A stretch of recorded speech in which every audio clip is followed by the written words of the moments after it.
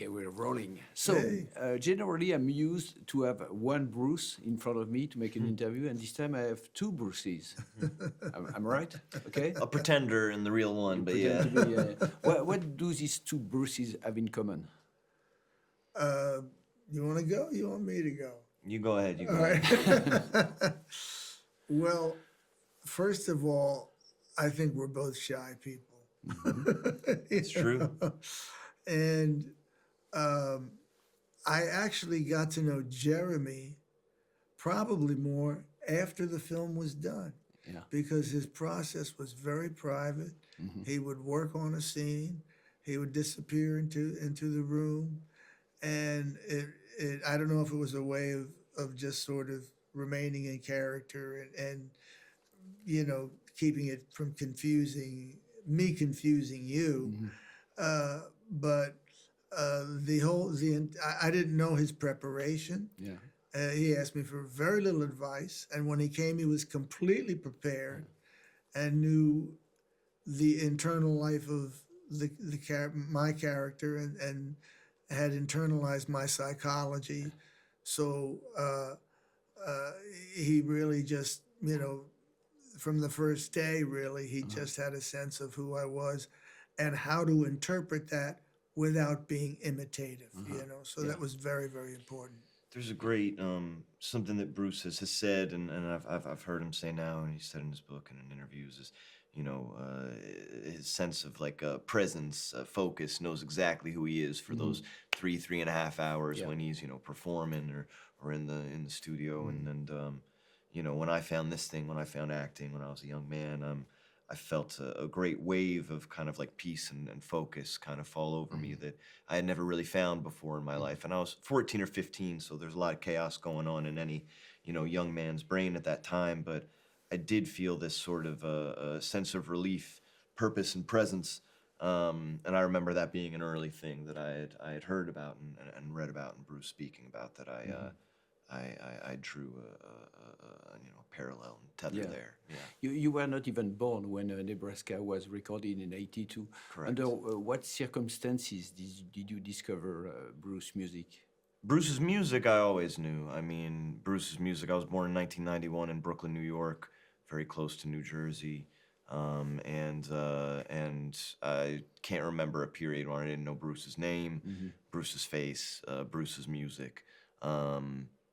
I think the first record I listened to was probably in my teenage years, maybe around the same, I mean, probably 15, 16.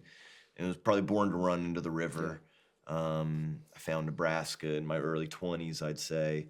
And then have gone on through, obviously, the whole, discography since, Do you have since then. any particular song that would be your favorite?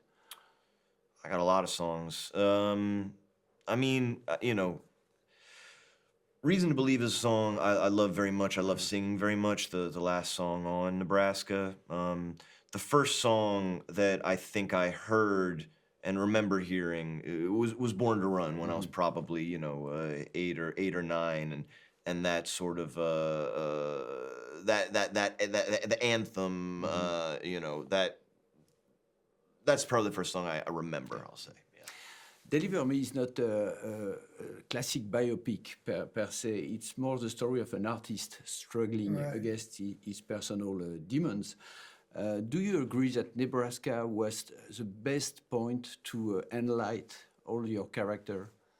Well, I didn't want to do something, when Scott talked to me about the film, I knew a lot of the things I didn't want to do. I didn't want a standard music biopic that runs through your career and shows this and that. So Scott came down, and I was familiar with some of his films. I knew he was a good capturer of working class life. I liked the way his films looked. He had kind of a 70s look to a lot of the cinematography. And they're very Springsteenian. Yeah. Their inspiration. Yeah, very, very. Yeah. So I knew he would capture that.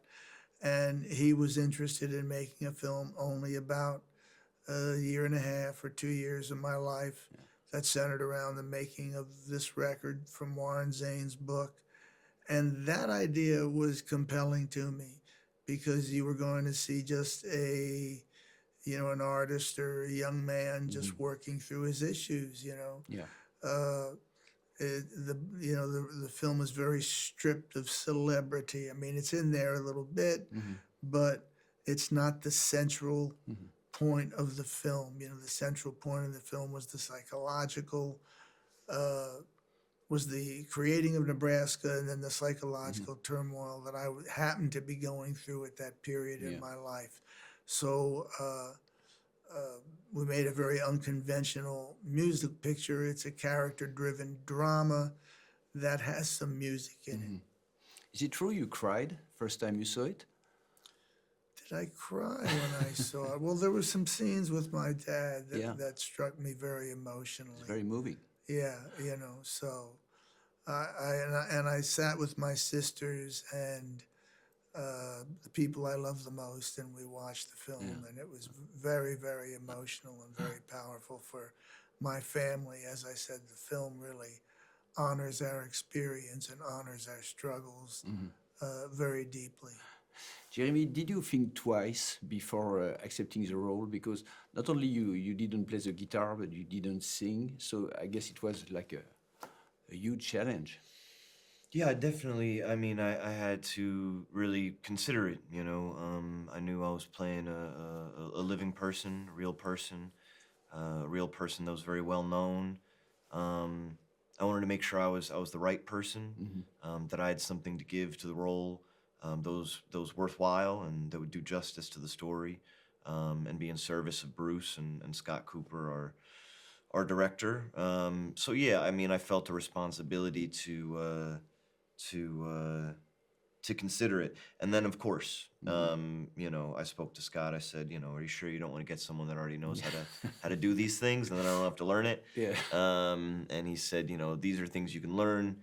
I think you've got some stuff that you can't learn, and that's why I want you to do it. And so that's what we did. Like I said, you can learn to play the guitar a little bit, and Jeremy had a natural singing voice, but you can't learn how to plumb the internal life of a character. That's something that you either have in you and you can do. And of course, he's done his studying of his craft, and I'd seen him on The Bear, and I knew that the camera read his inner life very, very well. He was very good at presenting that to a camera, and that was going to be the foundation, and that was going to be what the success of the film depended upon. Yeah. But when you play the bear, you have a total complete license to freedom. mold him to your convenience. When you play Bruce, you have Mr. Springsteen standing next to the camera. Yeah, absolutely. Watching you. Does that make- Keep telling him I always felt bad about that, but that's what we did. Because you visited the set many times. Yeah. Bruce was around. But we'd spent some time together before. It wasn't like, I don't know. It wasn't as if we were getting to know each other for the first time on that first day. I think that would have been something very, very overwhelming. But I'd come to see him play here in London. I'd gone to drive around Freehold, and I came and had dinner with you and Patty. And so we'd gotten to know each other a little bit and spoken. But yeah, I think in the beginning I had a concern, I think the first week of any job, you're kind of trying to find your footing. And I was concerned that Bruce might have been there to critique me in some way. And I realized over time he was there really as a support, and really his presence was one of permission, which was very important. Were you tempted at some times to coach Jerry, especially for the scene live on stage, doing a Born to Run? No, I didn't think that was my place whatsoever, I think the most that I ever did was I sat with Scott, during the shoot. If the tone of something felt off, I'd say, gee, Scott, we the whole feeling in the room was a little bit more like this. But it happened very few times, I mean, everybody, the crew, I couldn't have had a better experience first time working through a film. Everybody was so aware, had their job so well in hand that I sat back and had a chance to watch and enjoy the filming. How long did it take to recover your voice after the shooting of Born to Run? Born in the USA. Born in the USA, Yeah. sorry. You know, we recorded that song at the station where we ended up filming, but it was a week prior to principal photography. Yeah. I think it took me probably 3 days to kind of find my voice again. Yeah. That is a very difficult song to sing. It's a hard song for me to sing. Yeah. It's the hardest song for me to sing at night. Yeah. And I never quite know if I'm going to be able to reach, the intensity level that it takes to sing it. So I have no idea how he did it. Would you consider joining the E Street Band on stage one of these days to sing you together? I think I'd mess up their flow. I'd be very honored, but I think I'd be very out of place up there. After spending so much time with Bruce music, and you have 2 young daughters, so did you replace the usual lullabies by Bruce's song to cool them down at night? You know what? There was a lot of stuff. I mean, I was listening to a lot of Bruce. I was also listening to a lot of Woody Guthrie, Dylan, Otis Redding, Sam Cooke, Townes Van Zandt. I was listening to, and yeah, it's interesting. A lot of the music I grew up, my father's very close to Bruce in age, and so a lot of the stuff I grew up listening to was that kind of stuff, and that's the kind of stuff I play for my girls, but yeah, no, they've heard a lot of Nebraska for sure. Yeah. There have been records of lullabies made from my music. Oh, Really? really? Oh, yeah. There's Oh, children's find those. lullabies, How does that sound? It's strange, but it kind of works. I'm gonna find those.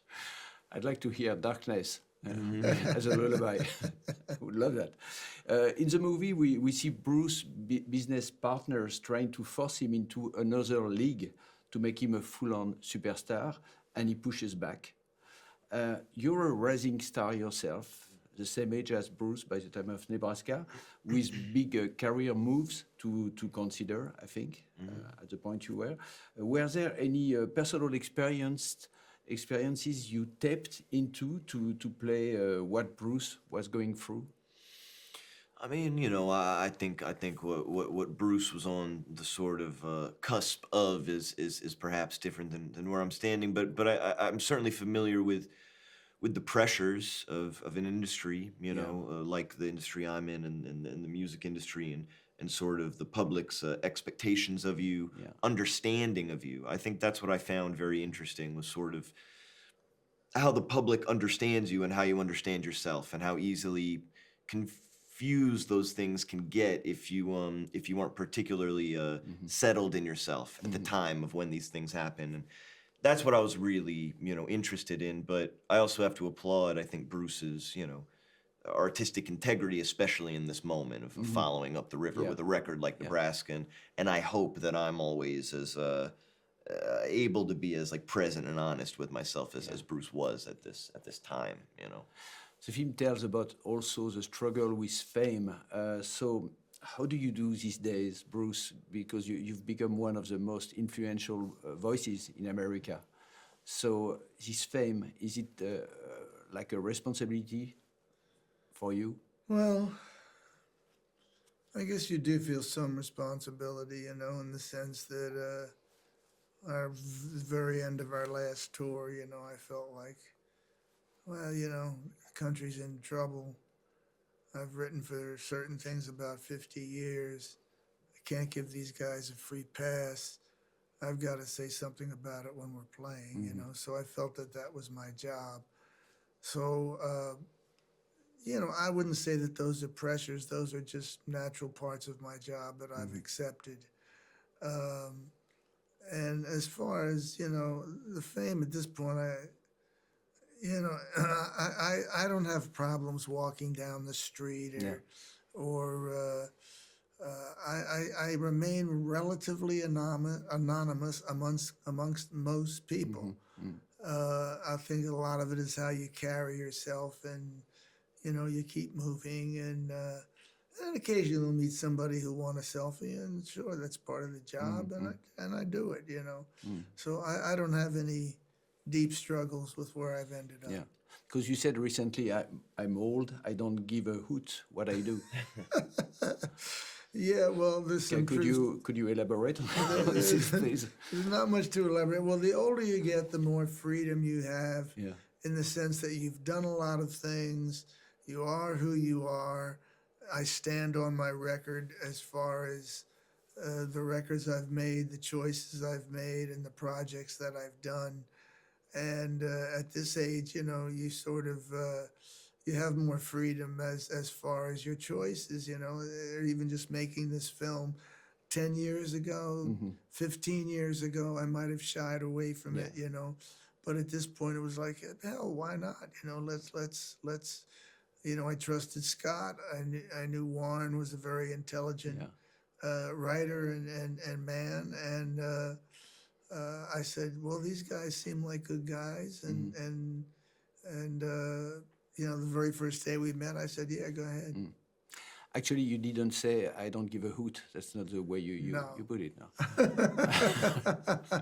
You can say the word on French TV, you know. You can't say the word on French you can TV? say. You Oh, can. you can? Okay, well, at the moment I said, you know, I'm old and I don't give a fuck what I do anymore, you know, which is not completely true, but is partially true as far as I feel that extra freedom. Yeah. Jeremy, there is a saying that in every big role in an actor's career, every big role, you learn something from. What did you learn playing Bruce? I mean, you know, we were speaking about bravery earlier today, and you know, I see a lot of bravery in this period. There's the bravery of the artistic integrity, you know, that I was speaking of before, which is very admirable, and then also the bravery to do something very alien, I think, you know, at the time and period and environment that Bruce was in, and the environment that Bruce grew up in, which was go to seek real help and lean on those around you and that you love. So I don't know. I took away a lot of ideas of bravery through the process, you know, of learning about Bruce in this time, and also I'm glad I went through this, you know, with Scott, with Bruce. Like I said, it wasn't an easy job to say yes to. Yeah. It was an exciting job to say yes to, but that doesn't make it necessarily easy. It was a challenge, and I'm very glad that I took it. And you, Bruce, just to end up, what did you learn by looking at your younger self being played? Well, that was pretty fascinating, you know. I'm not sure exactly what I learned, you know, but it was just wonderful to see a film that, you know, the film that Scott promised me he'd make on the first day that we met was the film that he made, you know, and he was really successful at it, our writer-director, Scott Cooper, you know, so that was fascinating. And I got to watch myself make my peace with my father, which was a wonderful thing to see on screen, and meant a lot to me and my sisters and my immediate family. And just having the film now, which honors my family's experiences and struggles, was a wonderful experience for me. So, Thank you very much. Antoine, Thanks a lot. love you, brother.